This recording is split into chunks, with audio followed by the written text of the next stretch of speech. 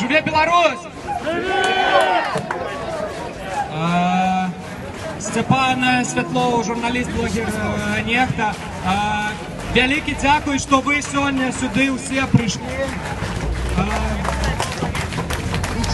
Вчора нам дослали новый лозунг: нету хуже президента, чем Александр 3%.